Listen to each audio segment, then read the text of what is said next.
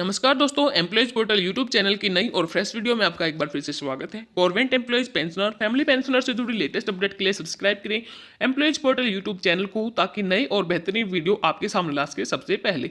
जैसा कि आप वीडियो की थंबनेल में देख चुके हैं, आज की हमारी वीडियो ईपीएस 95 स्कीम के तहत गवर्नमेंट पेंशन भोगियों के लिए लोकसभा से क्वेश्चन किए गए थे, उसी के बारे में लेबर मिनिस्ट्री के द्वारा जो रिप्लाई आया है उसी के बारे में हम यहाँ पर अपडेट लेके आए हैं। तो अगर आप ईपीएस 95 के तहत गवर्नमेंट पेंशन भोगी हैं तो आपके लिए ये वीडियो काफ़ी महत्वपूर्ण होने वाला है।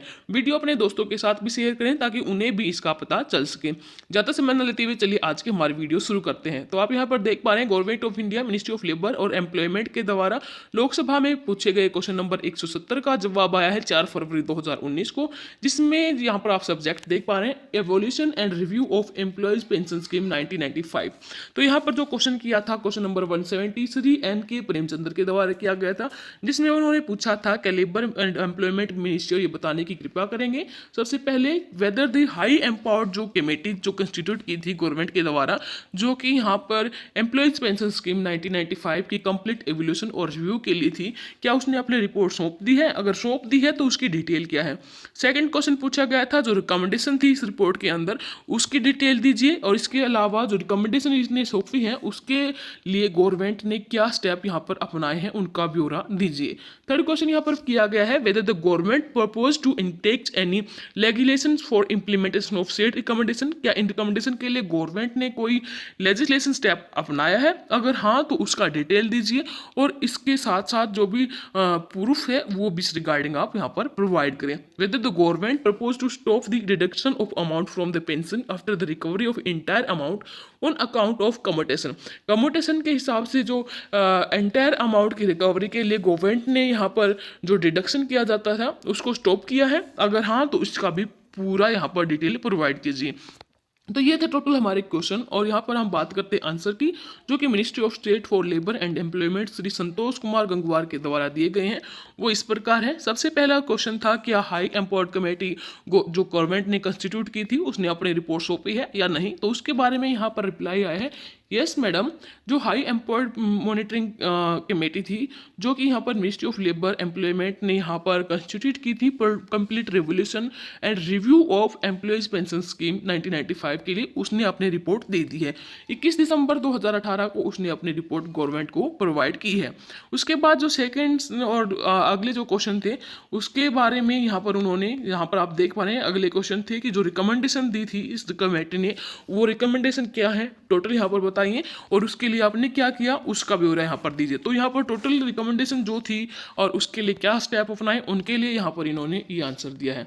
आप यहाँ पर देख पा रहे हैं, सबसे पहले जो रिकमेंडेशन थी उसके अंदर पहले रिकमेंडेशन थी जो मिनिमम मंथली मेंबर पेंशन है उसको इंक्रीज किया जाए। सेकंड जो रिकमेंडेशन थी, जो period over which the average pensionable salary calculate की जाती है उसके बारे में यहाँ पर रिकमेंडेशन आई थी। इसके साथ साथ जो कम्यूटेशन वैल्यू ऑफ पेंशन है उसकी रिस्टोरेशन को लेकर।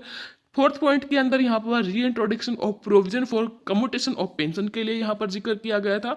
इसके साथ साथ जो provision of return of capital की रिस्टोरेशन के लिए भी इसके अंदर यहाँ पर डिटेल दिए गए थे। सिक्स्थ पॉइंट में यहाँ पर linking of monthly pension with cost of living index के लिए यहाँ पर क्वेश्चन किया गया था, रिकमेंडेशन आई थी। और सातवें पॉइंट में यहाँ पर जो payment on pension on higher और एक्चुअल वेजेस जो एम्प्लॉयज की है ऑफ एग्जाम्प्टेड एस्टेब्लिशमेंट के लिए यहाँ पर रिकमेंडेशन आई थी। तो ये 7 रिकमेंडेशन इस कमेटी ने यहाँ पर प्रोवाइड की हैं। अब रिपोर्ट जो सबमिट की है जो कमेटी के द्वारा, उसके बारे में अब गवर्नमेंट का क्या विचार है इसके बारे में उनका कहना है। जो रिपोर्ट सबमिटेड करी गई है कमेटी के द्वारा वो अभी अंडर एग्जामिनेशन है। कमेटी ने यहाँ पर जो भी रिकमेंडेशन दी हैं फ्रॉम दी कमेटी की जो रिकमेंडेशन है एंड दो Employees Provident Fund Organisation EPFO से जो भी यहाँ पर रिजल्ट आए हैं उसको ध्यान में रखते हुए यहाँ पर सीबीटी मतलब सेंट्रल बोर्ड ऑफ ट्रस्टीज जो हैं उन सभी को ईपीएफ एम्प्लॉयज प्रोविडेंट फंड आदि को ध्यान में रखते हुए इस मंथ में के अंदर ही अपनी जो रिपोर्ट है उसको देंगे और जो शेड्यूल है उसको पूरा किया जाएगा। मतलब कि यहाँ पर इन्होंने इस महीने का टाइम दिया है कि विद इन दिस मंथ जो भी डिसीजन होगा कमेटी की जो रिपोर्ट सबमिट करी है उसके बाद, और गवर्नमेंट का जो डिसीजन होगा वो इसी महीने तक यहाँ पर बता दिया जाएगा, और जो भी यहाँ पर रेगुलेशन बनाए जाएंगे वो भी इसी महीने में फाइनल हो जाएंगे। तो देखते हैं कि कमेटी की जो रिकमेंडेशन है उसके अकॉर्डिंग यहाँ पर क्या मैटर फाइनलाइज होके आता है। तो आज के लिए बस इतना ही। जैसे ही कोई रिजल्ट निकलेगा कमेटी की रिकमेंडेशन को लेकर हम आपको वीडियो के माध्यम से तुरंत बता देंगे। तब तक के लिए हमारे साथ बने रहें। धन्यवाद। जय हिंद, जय भारत।